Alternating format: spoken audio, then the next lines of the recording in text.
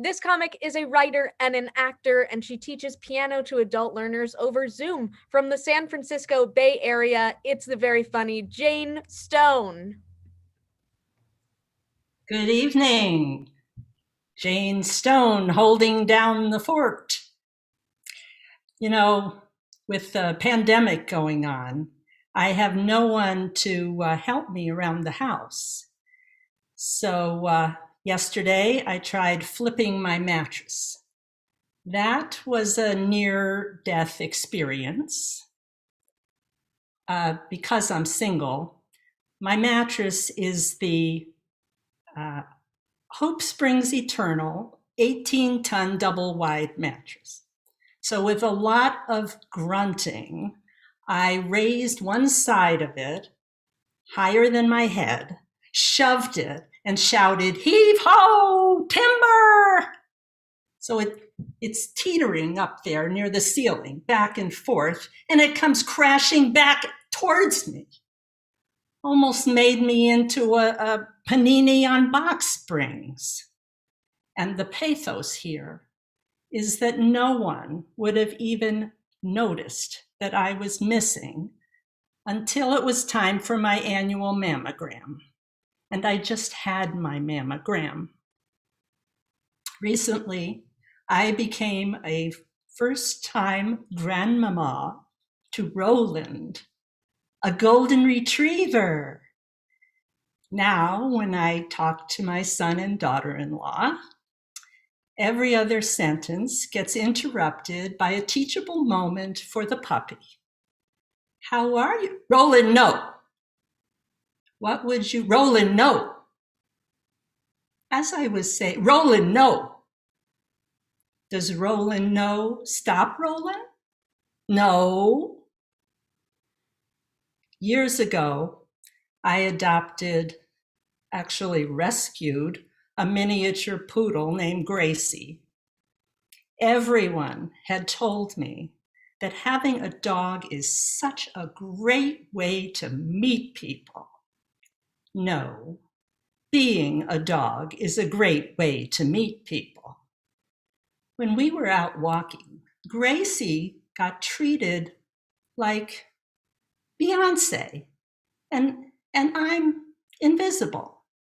The poop scooping roadie bringing up the rear. You know, I may have overdone it on her wardrobe.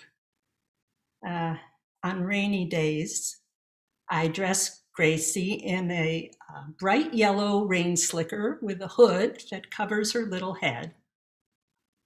A driver stopped his car in the middle of the street, rolled down the window, and scolded me for allowing my kindergartner to crawl to school in the mud.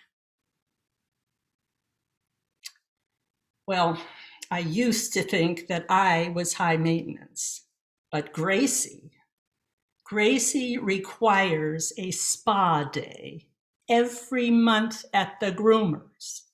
Shampoo, style, blow dry, and pedicure. 4 of them. Just 3 months after I rescued Gracie, she and I already were in the veterinarian's crowded waiting room, about to be separated from $700. A lady sitting next to me bends down and addresses my dog. Now she says, "Aren't you cute? What's your name?" This is new to me because the only other pet I ever had was a goldfish. Nobody ever asked him for an interview. So I look at Gracie and I can tell she's not going to answer. So I say, "My name is Gracie." That was a mistake because the woman continues on. "And what is your age, Gracie? How old are you?" Would you believe 49? Have you ever wished your pet could talk? I think that French poodle Gracie would say to me, "Bonjour, my little cauliflower. Why do you keep putting perfectly good poop in the garbage? Of course you want to collect it, but why not save it? Such a fascinating souvenir and aromatherapy.